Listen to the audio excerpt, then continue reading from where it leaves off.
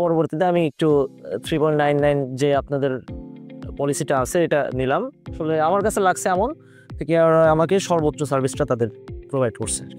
আমার ফোনটা আপাতত একদম পুরোপুরি রিপ্লেস করে দিচ্ছে, নতুন ফোন আমাকে আবার দিচ্ছে, যে আমি যেন আপাতত হ্যারাসমেন্ট না হই। ভেরি রিসেন্টলি আমাদের একজন সম্মানিত গ্রাহক যিনি রাজশাহী থেকে একটি ফোন পারচেস করেছিলেন S25 আলট্রা।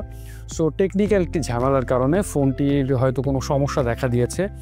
সো শুধু রাজশাহী থেকে ভাইয়া আজকে আমাদের আউটলেটে চলে এসেছেন ফোনটিকে রিপ্লেস করার জন্য। যেহেতু ভাইয়া 3.99% ওয়ারেন্টি পলিসির আন্ডারে ছিলেন, সেহেতু আমরা ভাইয়াকে রিপ্লেস করে দিয়েছি। 16 দিন আগে ভাইয়া ফোনটি পারচেস করেছিলেন, 16 দিনের ভিতরেই কিন্তু আমরা ফোনটিকে রিপ্লেস করে দিয়েছি। যদিও আমাদের ওয়ারেন্টি পলিসি 10 ডেইজের ওয়ারেন্টি পলিসি, তারপর আমরা ভাইয়াকে 16 ডেইজ কনসিডার করেছি। সো বাকিটা আমরা ভাইয়ার মুখ থেকে শুনি যে KRY থেকে ভাইয়ার এক্সপিরিয়েন্সটা কীরকম পারচেস করার পরে। ভাই কাইন্ডলি যদি আমাদের অডিয়েন্সের উদ্দেশ্যে বলতেন যে আপনার KRY এর সাথে এক্সপিরিয়েন্সটা কীরকম। মাশাআল্লাহ, KRY এর সাথে আমার এক্সপিরিয়েন্সটা আসলেই খুবই ভালো। তাদের কাছ থেকে আমি যখনই সাহায্য চাইছি এই যাবৎ এই পর্যন্ত আমি খুবই ফ্রেন্ডলি হেল্প পাইছি তাদের কাছে। প্রথমের দিকে যখন ফোনটা নেই ওনাদের 3.99 আওতাভুক্ত হলাম। দোকান থেকে নেওয়ার ক্ষেত্রেই উনি বলে দিল যে এটা নেন, তার পরবর্তীতে যদি কোনো ধরনের একটা দামি ফোন নেবেন তো এটার অনেক ক্ষেত্রে আপনার এই ফোনটা ইস্যু হতে পারে, সেটা এক্সটার্নাল ইন্টারনাল অনেক ব্যাপারই হতে পারে।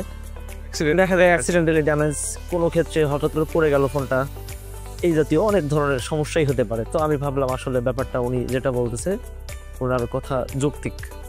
পরবর্তীতে আমি একটু 3.99 যে আপনাদের পলিসিটা আছে এটা নিলাম। নেওয়ার পরবর্তীতে 10 দিনের মাথায় সমস্যাটা আমার হলো যে রিস্টার্ট করা। এটা স্যামসাংয়ের ফোন, তো রিস্টার্ট প্রবলেমটা হওয়ার পরবর্তীতে আমি একটু প্রথমের দিকে বুঝতে পারি নাই। তো ওনাদের রিপ্লেসমেন্ট যেটা পলিসি ছিল এটা 10 দিনের মধ্যে জানাতে হবে এরকম। তো আমি 10 দিনের মাথায় যেহেতু হলো, আমি প্রথমবার যখন রিস্টার্ট করলো তখন আমি বুঝতে একটু আমার সমস্যা হচ্ছিল। তো পরবর্তীতে আমি মনে করলাম যে হয়তো বা আমার পাওয়ার বাটনে চাপ লাগে অথবা কোনো ইস্যুতে আমার ফোনটা এমনিতেই বন্ধ হয়েছে। পরবর্তীতে আমি তাদের কাছে তখনও ইনফর্ম কিছু করলাম না। 12 থেকে 13 দিনের মাথায় আরেকবার নিল রিস্টার্ট। তখন আমার পুরোপুরি মাথায় আসলো যে আসলেই তো এটা তো সমস্যা। ঠিক তারপরই পরের দিন রাত্রে, তার আগের দিন রাত্রে নিল, পরের দিন যখন দুপুরের দিকে নিল 15 তারিখ, তখনই আমি পুরোপুরিভাবে 15 তারিখ কি 16 তারিখ ছিল, পুরোপুরিভাবে বিষয়টা সিরিয়াসলি নিয়ে আমি ওনাদের সাথে যোগাযোগ করলাম। আমার যে অভিযোগপত্র যেটা ওনারা দিল আমাকে একটা অভিযোগপত্র, আমি ওটাই অভিযোগ করলাম। আজকে মোটামুটি 25 তারিখ, আমি এর মাঝে রাজশাহী আসলাম, রাজশাহী থেকে ঢাকায় আসলাম।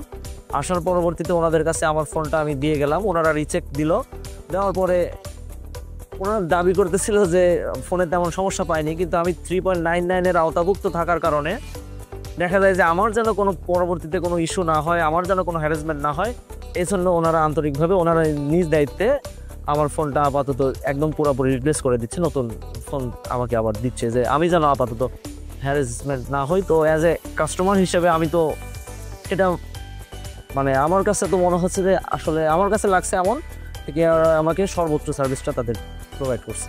তাহলে ভাই এইটাই নিশ্চয়ই আপনার সেই রিপ্লেস করা নিউ ফোনটা। জি জি, দর্শকদের উদ্দেশ্যে যদি আপনি একটু আনবক্স করে দিন। অবশ্যই এটাই সেই ফোন যেটা আমাকে KRY এক্সচেঞ্জ রিপ্লেস করে দিল।